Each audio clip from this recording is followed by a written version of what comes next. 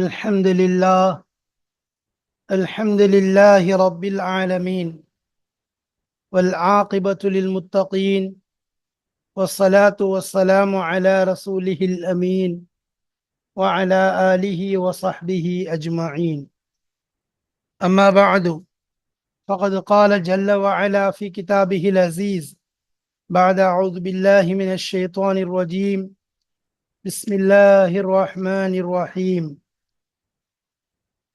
عباد الرحمن الذين يمشون على الأرض هونا وإذا خاطبهم الجاهلون قالوا سلاما. صدق الله مولانا العظيم.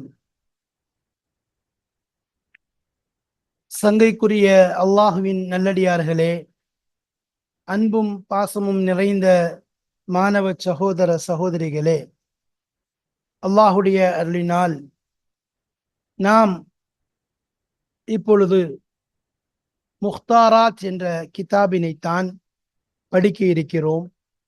முக்தாராத்தும் மின் அதபில் அரபி, அரபி இலக்கியத்தை சார்ந்த விஷயங்களை தேர்ந்தெடுக்கப்பட்டது.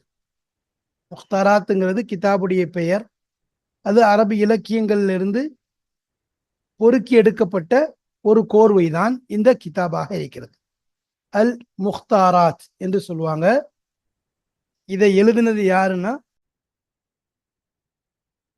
للعلامة الأستاذ أبي الحسن علي الحسن الندوي رحمة الله عليه.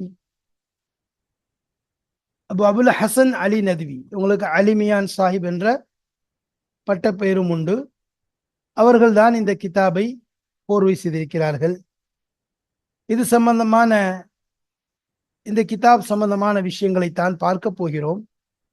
இது பல அரபி இலக்கியங்களை சார்ந்த பல விஷயங்கள், பல தலைப்புகளின் கீழே இந்த கிதாபை ஆசிரியர்கள் கோர்வை செய்திருக்கிறார்கள்.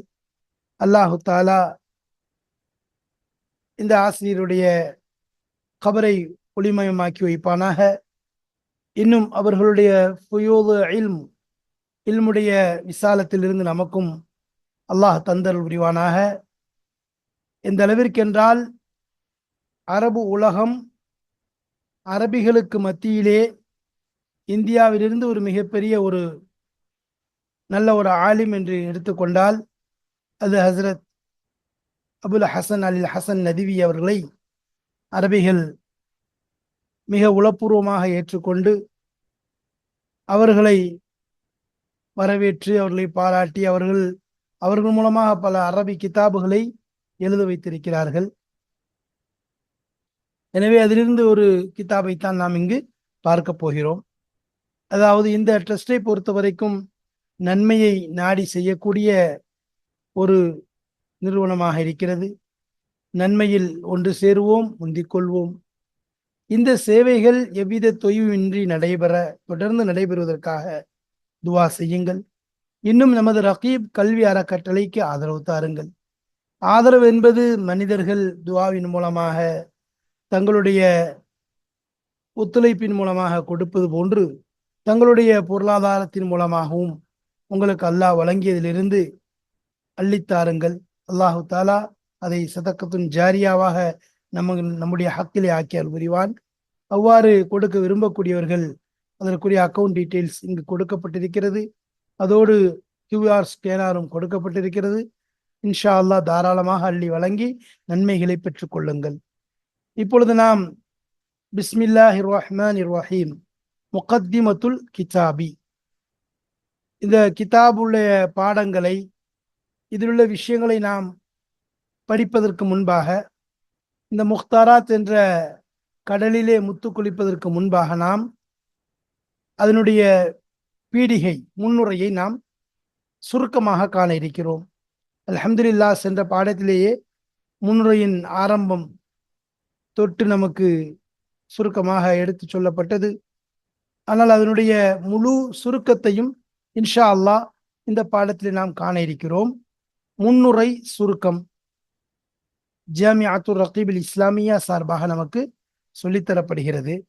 பொதுவாக இந்த கிதாபில் இலக்கியம் சம்பந்தமாக அதப் சம்பந்தமான கிதாபாக இருக்கிறது.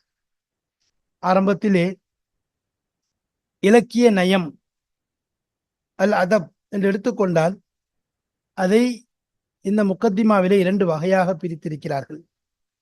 இந்த முக்கத்திமாவிற்கு முன்பாக ஹஜ்ரத் அலி தன்தாவி ரஹ்மத்துல்லாஹி அலைஹி அவர்கள் இந்த கிதாபை பற்றி, முக்தாராத்தை பற்றி சில விஷயங்களை சொல்லும் பொழுது, இதிலே பல முன்னோர்களுடைய அரபி இலக்கியத்திலே உளப்பூர்வமாக இலக்கியத்தை வெளிப்படுத்திய அந்த மகான்களுடைய இலக்கியங்கள், அவருடைய அந்த தலைப்புகளுடைய பாடங்கள் எல்லாம் இந்த கிதாபிலே கோர்வை செய்யப்பட்டிருக்கிறது. அது எனக்கு மிக சந்தோஷத்தையும் மகிழ்ச்சியும் தருகிறது என்பதாக சொன்னார்கள். அது முக்கத்திமாவிற்கு முன்பாக சுருக்கமாக சொல்லப்பட்டிருக்கிறது. அதில் அவர்கள் சொல்லும் பொழுது இமாம் கசாலி ரஹமத்துல்லாஹி அவர்களுடைய யஹ்யா அதிலிருந்து இதிலே கொண்டு வரப்பட்டிருக்கிறது. அதேபோல் இப்னு ஹல்தூன் ரஹமத்துல்லாஹி அலைஹி அவர்களுடைய முக்கத்திமா சம்பந்தமாகவும், இப்னுல் ஜவுசி ரஹமத்துல்லாஹி அவர்கள் சைதிலே எழுதியிருக்கக்கூடிய அது விஷயங்களிலேயும், இப்னு ஹிஷாம் ஃபிஸ்ஸீரா ஹஜ்ரத் இப்னு ஹிஷாம் ரஹமத்துல்லாஹி அவர்களுடைய அந்த சீரத்திலிருந்தும், அதேபோல் இமாம் ஷாஃபி ரஹமத்துல்லாஹி அவருடைய கிதாபுல் உம்மிலிருந்தும், சர்ஹசி ரஹமத்துல்லாஹி அவர்களுடைய மபுசூத் இந்த கிதாபுகளிலிருந்தும் இங்கு கொண்டு வரப்பட்டிருக்கிறதே மிகுந்த பயனளிக்கக்கூடியதாக, அதபுடைய விஷயத்திலே மாணவர்களுக்கு மிகச்சிறந்த பயனையும் பிரயோஜனத்தையும் அளிக்கும். மற்ற கதைகளை, மற்ற கற்பனை விஷயங்களை கொண்டு வருவதை விட இதிலே இந்த விஷயங்கள் கொண்டு வரப்பட்டது மிகுந்த சந்தோஷம் அளிக்கிறது. நிச்சயமாக அது பயன் தரக்கூடியதாக இருக்கிறது என்பதை அவர்கள் சொல்லி காட்டியிருக்கின்றார்கள். எனவே இங்கு இலக்கியத்தை பற்றி பேசும் பொழுது பொதுவாக இலக்கிய நயம் அல் அதப் அதை 2 வகையாக இங்கு கிதாபுடைய ஆசிரியர் கொண்டு வந்திருப்பதை நாம் பார்க்கிறோம். ஒன்று செயற்கையானது, இன்னொன்று இயற்கையானது. அல் அதபு தபீஇ என்பதாக ஒன்றும், அல் அதபு சனாஇ என்பதாக ஒன்றும் கொண்டு வந்திருக்கிறார்கள். இப்போ இயற்கையான இலக்கியம், செயற்கையான இலக்கியம். இயற்கை என்பது அவருடைய உடலிலே ஊறியது, இரத்தத்திலே ஊறியது, அவருடைய பேச்சே அவ்வாறு தான் இருக்கும். செயற்கை என்பது தக்கல்லுஃபாக எடுத்துக்கொண்டு, சிரமை மேற்கொண்டு, அதாவது தன்னால் முடியாவிட்டாலும் முயற்சி செய்து உருவாக்கி எப்படி பேசுவதற்கு செயற்கை என்பதாக சொல்றது. அந்த அடிப்படையில் இந்த 2 அடிப்படையில் தான் இங்க பிரிக்கிறாங்க. இந்த கிதாபை பொறுத்த வரைக்கும், இந்த அதபுடைய விஷயத்தை பொறுத்த வரைக்கும் இயற்கை செயற்கை என்று எடுத்துக்கொண்டால், இதில் சொல்லும் பொழுது ஹஜ்ரத் மௌலானா அலிமியான் சாஹிப் ரஹமத்துல்லாஹி அலைஹி அவர்கள் சொல்லும்போது, உண்மையிலேயே இந்த தபீஇ இயற்கையான அதப் இருக்கிறது, இது மிக உகந்தது, சிறந்ததாக இருக்கிறது. அது எந்த அளவிற்கு என்றால் பலம் வாய்ந்தது என்பதாகவும், அரபி கிதாபுடைய விஷயத்திலே, அரபி மக்தபாவுடைய விஷயத்திலே பழமையானது என்பதாகும். அது மட்டுமல்லாம இயற்கையானது என்பது அவங்க சொல்லும்போது சொல்லுவாங்க, பல் ஹுவ அக்பரு சின்னன் வ அஸ்பகு ஜமனன் மினல் அதபி சனாஇ. செயற்கையான அந்த அதபை விட, இலக்கியத்தை விட காலத்தால் மிகுந்த பழமையானது, அதேபோல் வயதால் மூத்தது என்பதாக அந்த இயற்கையான அரபியை சொல்வதை, அதபை சொல்வதை நாம் பார்க்கிறோம். அப்ப அந்த அதப் இருக்குது, இயற்கையான அதப் என்பது பின்னால் வந்தது கிடையாது, மாறாக ஆரம்பத்திலிருந்தே அது இருக்கிறது என்பதாக சொல்லுகிறார்கள். செயற்கையான அதபை பொறுத்த வரைக்கும் அது சில அதீபுகள் மூலமாக உருவாக்கப்பட்டது.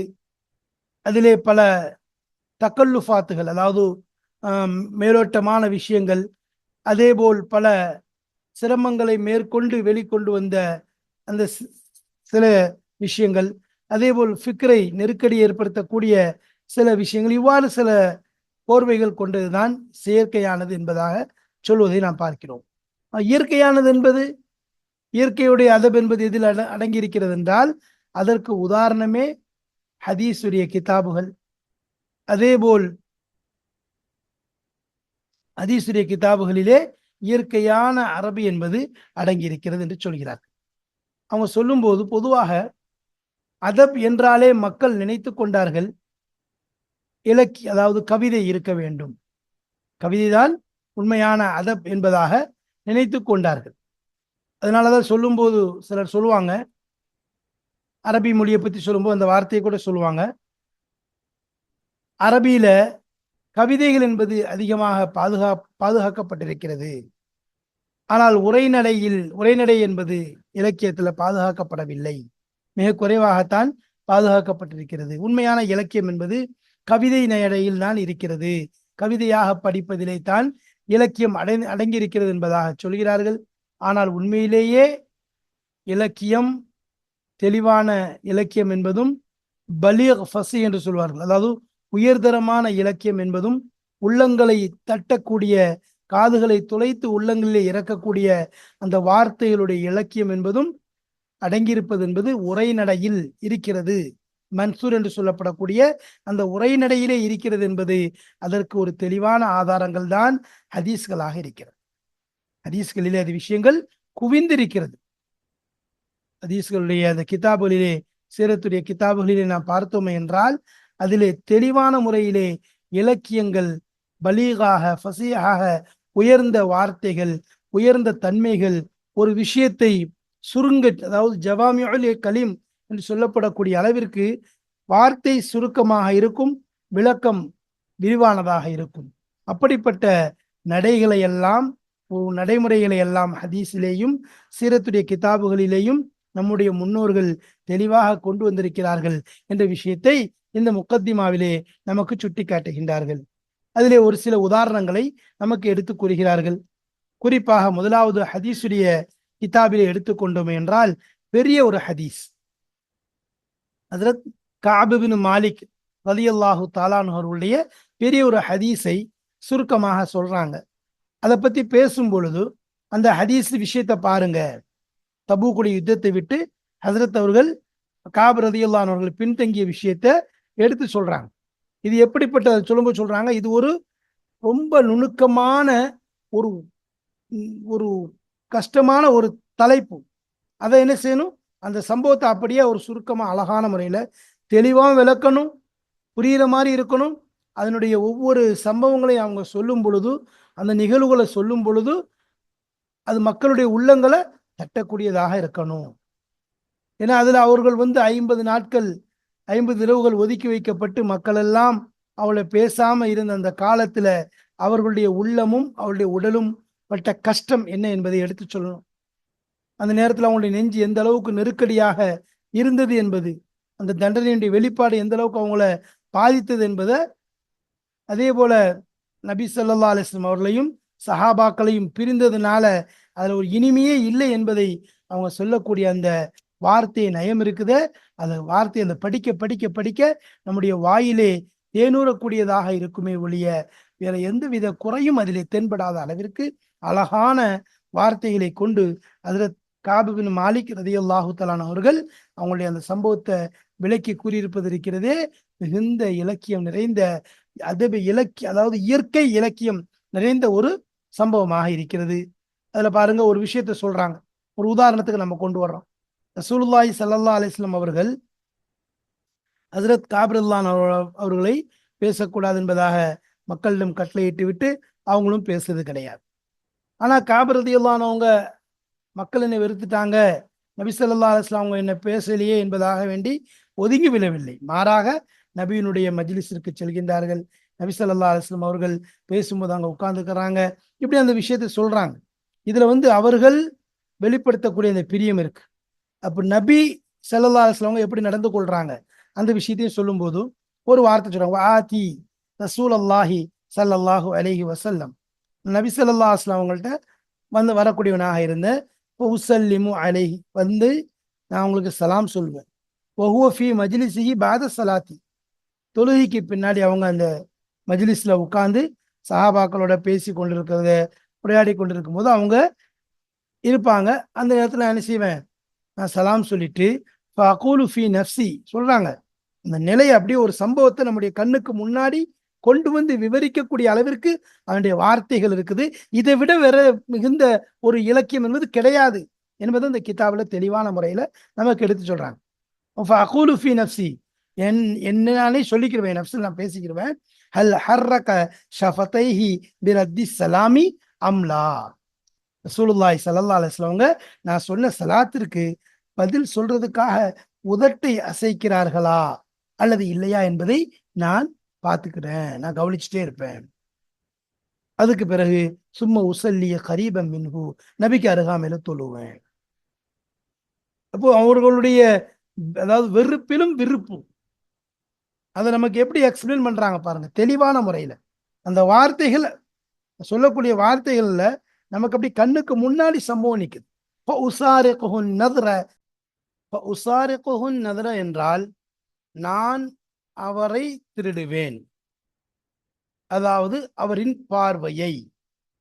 ரசூலுல்லாஹி ஸல்லல்லாஹு அலைஹி வஸல்லம் அவர்கள் என்னை பார்க்க வேண்டும் என்பதை நான் எதிர்பார்ப்பேன் என்பதாக அழகான முறையில இந்த இடத்துல இந்த இலக்கிய நயத்தோடு என்ன செய்றாங்க, நமக்கு எடுத்து கூறுறதை நம்ம பார்க்கிறோம். ஃபைதா அக்பல்து அலா ஸலாத்தி அக்பல இலைய, நபியினுடைய அந்த பிரியம் பாருங்க.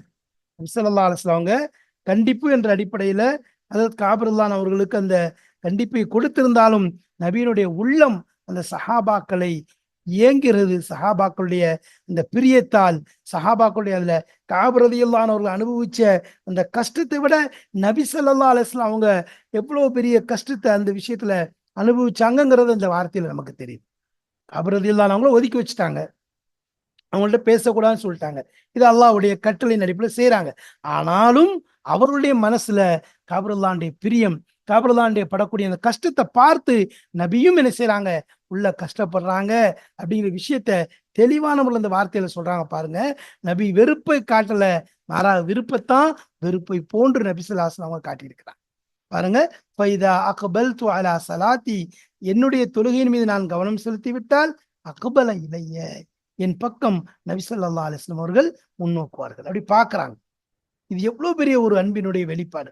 இது அந்த வார்த்தைகளால சொல்றாங்க. இதழ் தஃபத்து நஹ்வஹு, நபியை நோக்கி நான் திரும்பிட்டேன்னு சொன்னா ஆரலா அன்னி, என்னை விட்டு அப்படி திரும்பிடுறாங்க. இது நபியின் ஸல்லல்லாஹு அலைஹி வஸல்லம் அவர்களோடு அவர்களுக்கும் அது காபிருல்லாஹ் அவர்களுக்கு மத்தியில உள்ள அந்த மஹப்பத்துடைய வெளிப்பாட்டை சொல்றது. இது இலக்கியத்துடைய ஒரு வெளிப்பாடு. இது அதபுனுடைய உச்சக்கட்ட அதபாக இருக்கிறது. அப்ப அது அது சம்பந்தமான அந்த சம்பவங்கள் இதுல பேசப்படுது. இந்த சம்பவங்கள் அது அது சொல்றாங்க. இந்த காப் பின் மாலிக் அல்லாஹ்வுடைய இந்த ஹதீஸை படிங்க, இதுல எவ்வளவு பெரிய அதப் இதுல இருக்குங்கிறது. அடுத்ததாக ஹஜ்ரத் ஆயிஷா ரலியல்லாஹு அன்ஹாவுடைய பராஅத்தை பத்தி வரக்கூடிய இந்த விஷயம், இஃப்க் ஆயிஷான்னு சொல்லுவாங்கல்ல, அது ஆயிஷா ரலியல்லாஹு அன்ஹா மீது பழி சுமத்தப்பட்ட அந்த சம்பவத்தை அதை படிச்சு பாருங்க. அதுல எவ்வளவு அதப் இருக்கு. அதுல அவங்க ஹஜ்ரத் ஆயிஷா ரலியல்லாஹு அன்ஹா சொல்லக்கூடிய அந்த ஒவ்வொரு வார்த்தைகளும், அதாவது அவர்கள் அழுதேன் எந்த அளவுக்கு அழுதேன் அப்படிங்கிறத சொல்லும்போது அவங்க சொல்லக்கூடிய வார்த்தை என்ன, இன்னில அதுன்னு அன்னல் புகா ஃபாலிகு கபிதி, ஃபாலிகுன் கபிதி, அதாவது என்னுடைய ஈரல் கொலை அப்படி அழித்து விடுமோ என்ற அளவிற்கு என்னது என்னுடைய அழுகை நான் ஆகியிருந்தது, இந்த அழுதே நான் போயிருவேன் அப்படிங்கிற அளவுக்கு என்னது என்னுடைய எண்ணம் மிகச்சி விட்டது அப்படிங்கிறத சொல்றதை எந்த அளவுக்கு அந்த வார்த்தையை கொண்டு சொல்றாங்க. இது அதபினுடைய உச்சக்கட்டம். அப்போ இதெல்லாம் என்னது, இது இது அதபுனுடைய உச்சக்கட்டமாக இருக்கிறது. இதை படிங்க, இதுல அதப் இருக்குன்னு சொல்லி சொல்றாங்க. அதே மாதிரி அடுத்ததாக ஹஜ்ரத் ரசூலுல்லாஹி ஸல்லல்லாஹு அலைஹி வஸல்லம் ஹிஜ்ரத் செய்து போகும்போது ஏற்பட்ட அந்த சம்பவங்கள், ஹிஜ்ரத் செஞ்சு போறது, கூட ரசூலுல்லாஹி ஸல்லல்லாஹு அலைஹி வஸல்லம் அவங்களோட அபூபக்கர் ரலியல்லாஹு தோழமை, அதற்கு பிறகு அவங்க போய் கொண்டிருக்கும் போது அவர்களை வழியில சாப்பாடுடைய ஏற்பாடு, அவர்களுக்கு உதவி செய்யறது, எதிரிகள் அவங்களை துரத்துறது, ஒரு பக்கம் மதினாவாசிகள் அது ரசூலுல்லாஹி ஸல்லல்லாஹு அலைஹி வஸல்லம் அவங்கள மகிழ்ச்சியோடு வரவேற்கக்கூடிய அந்த விஷயங்கள் எல்லாம், அதை சொல்லக்கூடிய வார்த்தைகள், அதை சொல்லி விளக்கக்கூடிய அந்த வார்த்தைகள் இருக்கிறத உண்மையிலேயே மிகப்பெரிய ஒரு அதபு நிறைந்ததாக இருக்கிறது. இதெல்லாம் தெளிவான முறையில் நமக்கு அடுத்ததாக சுல்ஹ் ஹுதைபியா, சுல்ஹ் ஹுதைபியாவுடைய அந்த சம்பவங்கள் இருக்கிறதே, அதுவும் தெளிவான இலக்கியம் நிறைந்தது. நபி ஸல்லல்லாஹு அலைஹி வஸல்லம் அவங்க ஹுதைபியாவுக்காக வர்றது, அங்க பையத் நடக்கிறது, சுஹைல் இப்னு அம்ர் ரலியல்லாஹு அன்ஹு வர்றது, இதெல்லாம் இலக்கியங்கள் நிறைந்த சம்பவங்களாக இருக்கிறது. அடுத்ததாக ஹதீஸுல் ஈலாவுடைய ஹதீஸ், இதெல்லாம் பார்க்கும்போது அதபினுடைய உச்சக்கட்டத்துக்குரிய ஒரு அந்தஸ்தை கொண்ட சம்பவங்களாக, அந்த நடைமுறைகளாக அந்த சஹாபாக்களுடைய வார்த்தைகள் இருக்கிறது. இது என்னது? இது வந்து திரும்பி பார்க்கக்கூடிய அளவிற்கு. ஆனா இதெல்லாம் என்ன செய்யல, அதபினுடைய அந்த இதுல நுழைக்காம விட்டுட்டாங்க. இது அதபுங்கிறதே அவங்க என்ன செஞ்சுட்டாங்க, பழையவங்க எடுத்துக்கொள்ளல. இது அவங்க ஒரே வெறும் கவிதைகள் மட்டும்தான் இலக்கியம் என்பதாக எண்ணிக்கொண்டார்கள். ஆனால் இதை விட பெரிய ஒரு அதப் என்பது கிடையவே கிடையாது. அதை அப்படியே என்னது, இதெல்லாம் படிச்சு பார்க்கும்போது அந்த அதபினுடைய உச்சக்கட்டங்கள் நமக்கு விளங்கும் என்பதை சொல்றாங்க. அதே மாதிரி சீரத் இப்னு ஹிஷாம் ரஹ்மத்துல்லாஹி அவங்களுடைய சீரத்தை படிச்சு பார்க்கிறது. அதில் தெளிவான முறையில ரசூலுல்லாஹி ஸல்லல்லாஹு அலைஹி வஸல்லம் அவர்கள் ஹஜ்ரத் ஹலீமா சாதியா ரலியல்லாஹு தஆலா அன்ஹா அவர்கள் நபி ஸல்லல்லாஹு அலைஹி வஸல்லம் அவர்களுக்கு எவ்வாறு அவங்களை அரவணைச்சாங்க, அவர்களை அழைத்து சென்றார்கள், அங்க போகக்கூடிய நேரத்தில் ஏற்பட்ட இந்த மாற்றங்கள், இதையெல்லாம் அந்த வார்த்தைகள் கோர்வையாக சொல்லப்படுகிறது அல்லவா, இது ஒரு அதபாக இருக்கிறது. இதுதான் அதப் என்பதாக சொல்றாங்க. அதே மாதிரி ரசூலுல்லாஹி ஸல்லல்லாஹு அலைஹி வஸல்லம் அந்த மக்கால சஹாபாக்களுக்கு கொடுக்கப்பட்ட துன்பங்கள், அதை அவங்க சகிச்சு கொண்டது. அதே மாதிரி நபி ஸல்லல்லாஹு அலைஹி வஸல்லம் போர் நிலவரங்கள், போருக்காக நபி சென்றது, போர் செய்தது, இது போன்ற விஷயங்கள் எல்லாம் கவிதை நடைகள் நிறைந்ததாக, இதுவெல்லாம் மிகப்பெரிய இலக்கியனுடைய உச்சக்கட்டத்தை அடைந்ததாக இருக்கிறது. எவ்வளவு பெரிய உள்ளத்தை தொடக்கூடிய அளவுக்கு ஒரு விசாலமான அதபை கொண்ட ஒரு வாக்கியங்களாக இதெல்லாம் இருக்கிறது. இதெல்லாம் நடைமுறையில இருந்துச்சு. இதெல்லாம் நடைமுறையில இருந்தது. இயற்கையிலே அவர்களுக்கு உருவான ஒரு விஷயம். வீடுகளில் பேசக்கூடிய வார்த்தையா தான். இவ்வாறுதான் என்ன செஞ்சான் அல்லாஹு தஆலா இந்த சங்கையான மொழி என்ன செஞ்சான், பாதுகாத்தான். அரபி மொழி சங்கையான மொழி அல்லாஹ் என்ன செய்யறான், பாதுகாக்கிறான். பாதுகாத்து எங்க வரைக்கும் கொண்டு வந்துட்டான், குர்ஆனுக்காக வேண்டி பாதுகாக்கிறான். அது வீணாயிடக்கூடாது. மிக குர்ஆனுக்காக பாதுகாத்து ஒரு சமுதாயத்திலிருந்து இன்னொரு சமுதாயம், ஒரு தலைமுறையிலிருந்து இன்னொரு தலைமுறை, ஒரு கித்தாப்ல இருந்து இன்னொரு கித்தாப், இப்படியே வந்து வந்து கடைசியா 3ஆம் 4ஆம் நூற்றாண்டுல என்ன செய்யுது, இவைகள் தாரீகுடைய கிதாபுகள்ல எழுதப்படுறதை நம்ம பார்க்கிறோம். அப்ப நம்முடைய முஅர்ரிഖீன்கள், வரலாற்று ஆசிரியர்கள் அதை பாதுகாக்கிறாங்க. குறிப்பா ஹஜ்ரத் திப்ரி ரஹ்மத்துல்லாஹி அவங்க, மஸ்ஊதி ரஹ்மத்துல்லாஹி அவங்க, இவங்கெல்லாம் என்ன செய்யறாங்க, அந்த அரபி இலக்கியங்களை, உரைநடைகளை பாதுகாக்கிறாங்க சீரத்தின் மூலமாக. அடுத்து உதபாக்கள், கவிஞர்கள் என்று எடுத்துக்கொண்டால், அவர்கள் எடுத்துக்கொண்டாலும் அந்த அரபியை பாதுகாக்கிறாங்க. உதாரணமா அல் ஜாஹில், அதே மாதிரி இப்னு குதைபா, அபில் ஃபரஜ் அல் இஸ்பஹானி, இவங்கெல்லாம் என்ன செய்றாங்க, அந்த அரபி அந்த விஷயங்களை அதபின் மூலமாக, அவங்க தாரீഖின் மூலமாக பாதுகாக்கிறாங்க, இவங்க அதபின் மூலமாக பாதுகாக்கிறாங்க. இது இல்லாமல் ஒவ்வொன்றும் பல கிதாபுகள் பாதுகாக்கப்பட்டு ஒவ்வொன்றாக என்ன செய்யுது, நமக்கு அதபியுடைய அந்த அதபினுடைய விஷயங்களை எடுத்து சொல்லக்கூடியதாக இருந்துச்சு. இவ்வாறு தான் என்ன செஞ்சான், இந்த அதபை வந்து அல்லாஹ் தஆலா என்ன செஞ்சான், பாதுகாத்து கொண்டு வந்தான். அதுக்கு பிறகு வந்த முத்தக்கல்லிஃபின்கள் சொல்றோம், அதாவது இயற்கையான அரபு, செயற்கை அதீப் என்று சொல்லப்படக்கூடிய அந்த மக்கள் என்ன செய்யறாங்க, அஜமிகளை பின்பற்றி நடக்கக்கூடிய அந்த முத்தக்கல்லிஃபின்கள் என்ன செய்யறாங்க, அவர்களுடைய காலம் வரவும் அவங்களுக்கு என்ன செய்யல, அரபியினுடைய, இவங்க அரபி இதோட ஒத்திருக்காங்களே ஒழிய அரபியினுடைய அந்த இயற்கை என்பது அவங்கள்ட்ட கிடையாது. அப்ப அதனால அவங்களுடைய காலங்களில் இருக்கக்கூடிய விஷயங்கள் இருக்கிறதே, அதுல இந்த அடுக்கு மொழி, அதே மாதிரி உலு கொஞ்சம் அதாவது முன்பின் விஷயங்கள் எல்லாம் மிகைக்க ஆரம்பிச்சு அவங்க என்ன நினைச்சிட்டாங்க, நாங்க தான் பெரிய அதபு அரபியில வந்து உச்சக்கட்டத்தை அடைந்தவர்கள் என்பதாக தங்களை தாங்களே சொல்லிக் கொள்ளக்கூடிய ஒரு நிலைமையை அவங்க ஏற்படுத்தி கொண்டாங்க. தங்களை அப்படி ஏற்படுத்தி, எங்களுடைய கவிதைகள் தான் உயர்ந்தது, கவிதை தான் உண்மையான அரபி என்று சொல்லப்படக்கூடிய அளவுக்கு அவர்கள் தங்களை பெரிதாக காட்டிக்கொண்டார்களே ஒழிய, ஆனால் உண்மையான அதப் என்பது சஹாபாக்களுடைய அந்த வார்த்தைகள், நபி ஸல்லல்லாஹு அலைஹி வஸல்லம் இந்த ஹதீஸ்களில் தான் எல்லா விதமான அதபும் அதில் அடங்கி இருக்கிறத நம்ம பார்க்கிறோம். இவ்வாறு என்ன செஞ்சு அதுதான் உண்மையான அதபாகவும் இருக்குது. இப்போ அந்த அதபுக்கான மக்களுடைய மத்தியில் என்ன ஆயிடுச்சு, அந்த அதபை விட உண்மையான, அதாவது சொல்றாங்க, உண்மையிலே உள்ளத்தை தாக்கக்கூடிய அதபாக இருந்துச்சு. ஒரு வார்த்தை சொன்னாலும், இப்போ சீரத் இப்னு ஹிஷாம் நம்ம பார்க்குறோம், ரசூல் ஸல்லல்லாஹு அலைஹி வஸல்லம் அந்த வஸ்ஃபுகள், சிஃபாத்துகளை பற்றி சொல்லப்படுறது, நபியினுடைய ஹுல்யாவை பற்றி பேசப்படுறது, இதெல்லாம் எனது உள்ளத்துல ஒரு மாற்றத்தை ஏற்படுத்தக்கூடிய நிலையாக இருந்துச்சு. இதுதான் உண்மையான அதப், உண்மையான இலக்கியமாக இருந்துச்சு. ஆனா மக்களுக்கு அதை விளங்கலை. சில பேர் நினைச்சாங்க இலக்கியம்னா வெறும் கவிதை என்பதாக எண்ணிக்கொள்ளக்கூடிய அளவுக்கு இருந்துச்சு. அடுத்து 9ஆம் நூற்றாண்டிலிருந்து 13ஆம் நூற்றாண்டு வரைக்கும் வரக்கூடிய மக்கள், ஹஜ்ரத் இப்னு ஹல்தூன் ரஹ்மத்துல்லாஹி அவங்க அஹ்மது இப்னு அப்துல் ரஹீம் அத்-தெஹ்லவி ரஹ்மத்துல்லாஹி அவங்க, டெல்லியை சார்ந்தவங்க. இவர்களெல்லாம் அந்த அதபினுடைய அந்த விஷயத்துக்காக வேண்டி மிக முயற்சி செஞ்சாங்க. இந்த அளவுக்கு நான் மக்களுக்கு மத்தியில உண்மையிலேயே உள்ளத்தை தாக்கக்கூடிய, உள்ளத்துல மாற்றம் ஏற்படுத்தக்கூடிய, தீன் ரீதியா மாற்றம் ஏற்படுத்தக்கூடிய அந்த கிதாபை விட அந்த இலக்கியம், அந்த வார்த்தை கோர்வைகளுக்கு தான் முக்கியத்துவம் கொடுக்கக்கூடிய நிலை இருக்கு. உதாரணமா ஹஜ்ரத் ஜமக்ஷரி அவர்கள் எழுதியிருக்கின்றார்கள். அவருடைய கிதாப் எடுத்துட்டோம்னு சொன்னா அத்வாக்கு தஹப் என்ற ஒரு கிதாபை எழுதியிருக்கிறாங்க. அதே போல அல் முஃபஸ்ஸல் என்று ஒரு கிதாபை எழுதியிருக்கிறாங்க. இந்த 2 கிதாப், இன்னொன்று அல் கஷாஃப் என்ற கிதாபை எழுதியிருக்கிறாங்க. இப்போ இந்த 3 கிதாபும் இமாம் ஜமக்ஷரி அவர்களுடைய கிதாபாக இருக்கிறது. ஆனால் இதுல அத்வாக்கு தஹப் என்ற கிதாப் அது இலக்கிய நயங்கள் நிறைந்து செயற்கை இலக்கியங்கள் போன்று பல விஷயங்கள் கொண்டதாக இருக்கிறது. ஆனால் அதே நேரத்தில் அல் முஃபஸ்ஸல் என்ற கிதாபும் அல் கஷாஃப் என்ற கிதாபும் அதில் உரைநடைகள், அதேபோல் பல தீனுக்கு பயனுள்ள விஷயங்கள், தப்சீர் விளக்க உரைகள், இது போன்ற பல விஷயங்கள் அடங்கிய ஒரு உரைநடை கிதாபாக எழுதியிருக்கின்றார்கள்.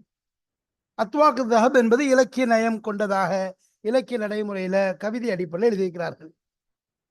அதே போல இன்னொரு புறம் பார்க்க போனோம் என்றால் ஹஜ்ரத் அல்லாமா இப்னு ஜவுசி அவர்களுடைய நிலை எடுத்துக்கொண்டால் அவர்கள் எழுதிய கிதாப் அல் முதுஹிஷ் என்ற ஒரு கிதாபை எழுதியிருக்கிறார்கள். சைதுல் ஹாத்திர் என்ற ஒரு கிதாபை எழுதியிருக்கிறார்கள். தல்பீஸ் இப்லிஸ் இது போன்ற சில கிதாபுகளை எழுதியிருந்தாலும் அதில் அல் முதுஹிஷ் என்ற கிதாப் கவிதை நடை கொண்டதாக இருக்கிறது.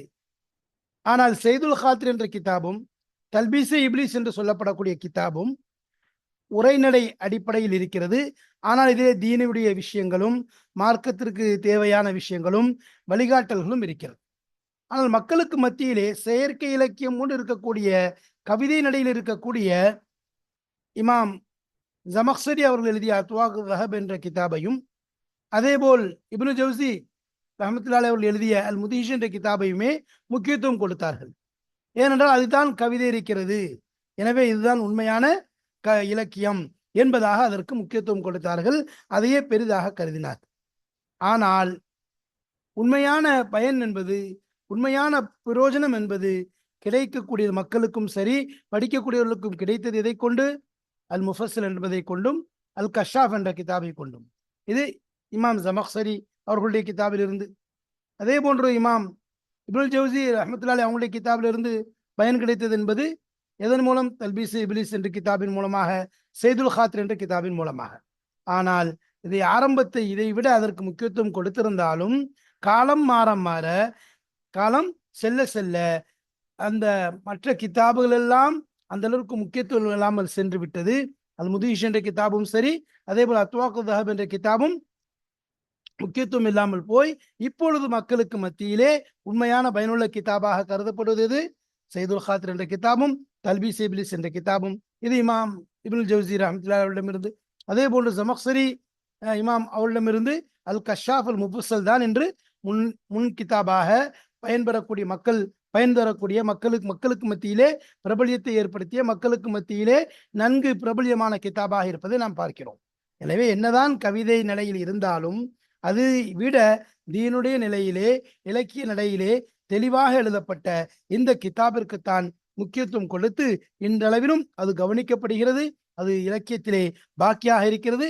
மிக முக்கியமான இலக்கிய கிதாபுகளிலே பலாகத் ஃபசாஹத் நிறைந்த ஒரு இலக்கிய நயம் நிறைந்த கிதாபாக இந்த கிதாபுகள் கருதப்படுவதை நாம் நன்கு பார்க்கிறோம்.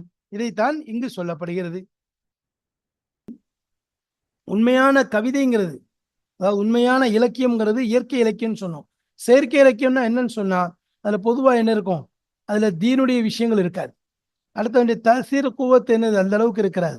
ஏன்னு சொன்னா அதுல நோக்கமே வெறும் அடிகளை சரி செய்யறது, அதே மாதிரி போர்வை இருக்கிறது, இந்த மாதிரி ஒரு அடிக்கு 2 அடி சஜா, இந்த மாதிரி இதுல தான் முக்கியத்துவம் கொடுப்பாங்க.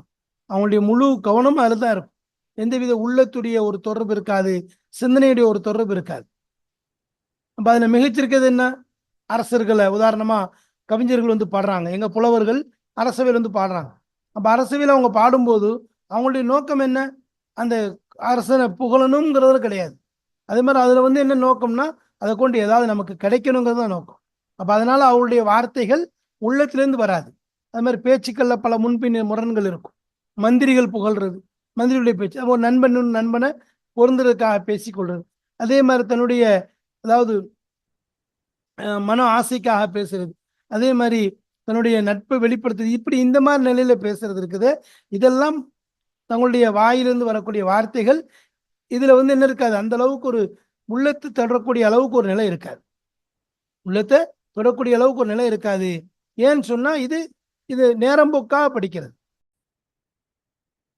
ஆபாச கற்பனைகள் மிகைத்திருப்பதும் செயற்கை இலக்கியத்தின் அடையாளங்களாக இருக்கிறது. ஆனா உண்மையிலேயே வந்து ஒரு கதை ஒண்ணு சொல்லுவாங்க. என்ன கதை அப்படின்னு சொன்னா, அதுல கதையை அவங்க கொண்டு வராங்கன்னா, அதை சபா அப்படிங்கிற இடத்துல ஒரு நாய் மான்கிட்ட பேசுது. ஒரு நாய் ஒன்றும் ஓநாய் ஒன்றும் மான்ட்டு, நாய் தான், நாய் மான்கிட்ட பேசுது. நான் உன்னை துரத்துறேன், ஆனா என்னால உன்னை பிடிக்க முடியல. ஆனா நீ வந்து, உனக்கே தெரியும், நான் என்னை பத்தி எல்லாருக்குமே தெரியும், நான் விரோதத்திலையும் சரி, ஓடுறதுல விரோதத்துல சக்தியிலையும் சரி, என்னை விட பலசாலியா, அதாவது நான் ஒரு பலசாலி, உன்னை விட மிகப்பெரிய பலசாலிங்கிறது எல்லாருக்குமே தெரியும். அப்படி இருந்தும் ஏன் நீ என்கிட்ட வந்து மாற்ற மாட்டேருக்கு, நான் உன்னை பிடிக்க முடியலையே என்று கேட்கும் பொழுது அந்த மான் சொல்லிச்சான் ஒரே வார்த்தை, நீ உன்னுடைய எஜமானனுக்காக ஓடுற, உனக்கு நோக்கம் உன் எஜமான் தான். ஆனா நான் என்னுடைய நப்ச, என் உயிரை நான் பாதுகாப்பதற்காக நான் ஓடுகிறேன். எனவேதான் என்னுடைய ஓட்டம் என்பது உன்னை விட அதிகமாக இருக்குன்னு சொல்லி சொல்லிச்சான். அப்ப அதான் அது செயற்கை அதபுக்கும் இலக்கியத்திற்கும், இயற்கை அதபுக்கும் இலக்கியத்துக்கும் மத்தியில உள்ள வித்தியாசம். அப்ப அவர்களுடைய நோக்கம் எல்லாம் அரசனை புகழணும், அல்லது நண்பனை பொருந்து கொள்ளணும், இச்சை இச்சை அந்த மனோ ஆசைகளை வெளிப்படுத்தணும் அப்படிங்கிறத சொல்லுவாங்கல்ல. அவர் அதாவது வாயில வந்ததெல்லாம் என்னது பேசக்கூடிய நிலைதான் இருக்கும். வாயில வந்ததெல்லாம் பேசுறது. அப்ப ஆனா இயற்கை கவிதைகள், உண்மையான மோமின்களுடைய அந்த கவிதை இலக்கியம், அவங்களுடைய பேச்சு, ஹதீஸ்கள்ல வந்த மாதிரி அதெல்லாம் பார்த்தோம்னு சொன்னா உண்மையிலே அது அவங்களுடைய சிந்தனைகள், அவங்களுடைய கொள்கைகள், உள்ளத்துல, அதாவது தன்னுடைய உள்ளத்துடைய அந்த தட்டுதலுக்கு பதில் கொடுக்கக்கூடியது, அவங்களுடைய விஷயங்களை, உள்ளத்துல உள்ள அந்த கவலைகளை, இந்த ஆர்வங்களை, தேட்டங்களை வெளியே கொண்டு வர்றது உள்ளத்திலிருந்து வெளியில வரும். அதனால உள்ளத்திலிருந்து வெளியே வர்றதுனால நேரா என்ன செய்யும், உள்ளத்திலிருந்து வெளியே வரக்கூடியது அடுத்தவங்களுடைய உள்ளத்தை போய் தாக்கக்கூடியதாக இருக்கு. இதுதான் இயற்கை இலக்கியத்துடைய பவர், இதுதான் தாசீராக இருக்கு. அதே மாதிரி இந்த செயற்கையுடைய விஷயங்களை சொன்னோம். அவங்க என்னது வெறும் உதாரணங்கள் கொடுக்கிறது, அதாவது அரசனுடைய அந்த விஷயத்திற்காக இந்த மாதிரி நடக்கிறது இருக்குது. இது உள்ளத்தை போய் என்ன செய்யாது, எந்த நேரத்தையும் தாக்காது. அதே மாதிரி இதுல வந்து எந்த விதமான ஒரு பயனற்ற ஒரு விஷயங்களாகத்தான் இருக்கிறது. அதனாலதான் சொன்னாங்க ஹசரத், அவங்க சொல்றாங்க, நான் வந்து ஹசரத் அலிமியான் சாஹிப் ரஹமத்துல்லாஹி அவங்க சொல்றாங்க, நான் யஹ்யா அல் கசால் ரஹமத்துல்லாஹி யஹ்யாவையும் படித்திருக்கிறேன், அதே மாதிரி முன்கித் மினல் லலால் என்ற கிதாபையும் படித்திருக்கிறேன், அதே மாதிரி ஹசரத் அப்துல் காதிர் ஜிலானி ரஹமத்துல்லாஹிய கிதாபையும் படித்திருக்கிறேன், அதே மாதிரி அல் காதி இப்னு ஷத்தாத் சலாஹுத்தீன் அவங்களுடைய கிதாபையும் படித்திருக்கிறேன், ஷேகுல் இஸ்லாம் இப்னு தைமியா ரஹமத்துல்லாஹிய கிதாபையும் படித்திருக்கிறேன், அதே மாதிரி அவங்களுடைய மாணவர் இப்னுல் கையம் ஜவுசி அவங்களுடைய ரஹமத்துல்லாஹி அவங்களுடைய கிதாபையும் பார்த்திருக்கிறேன்.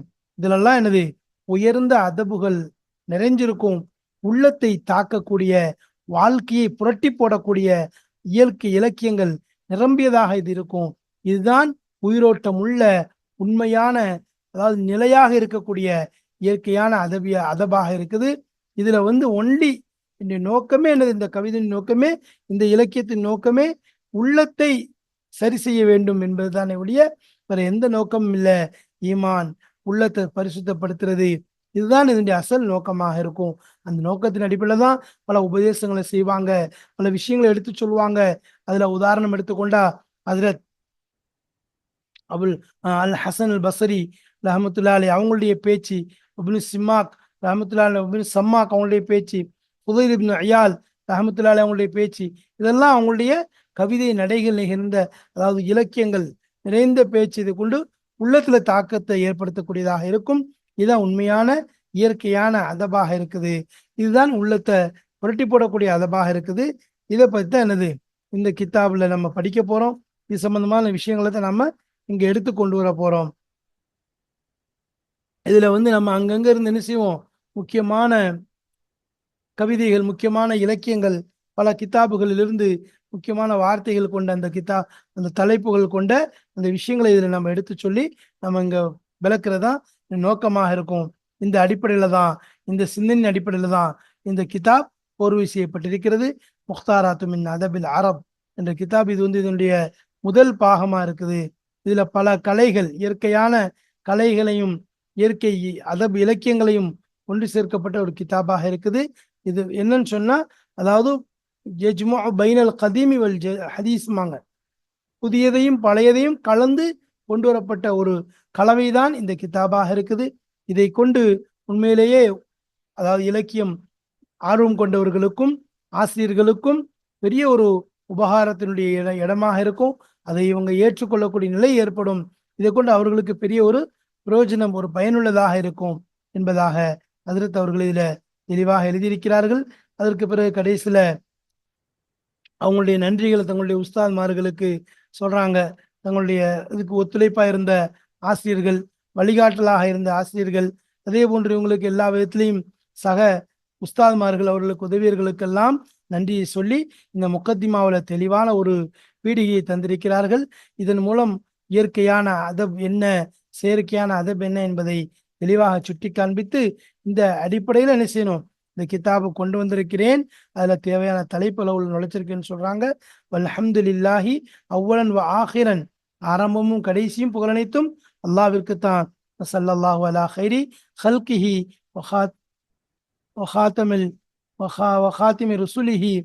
வகாத்திமி ருசுலிஹி சையீதினா வ மௌலானா முஹம்மதின் வ ஆலிஹி வ ஸஹ்பிஹி அஜ்மஈன்.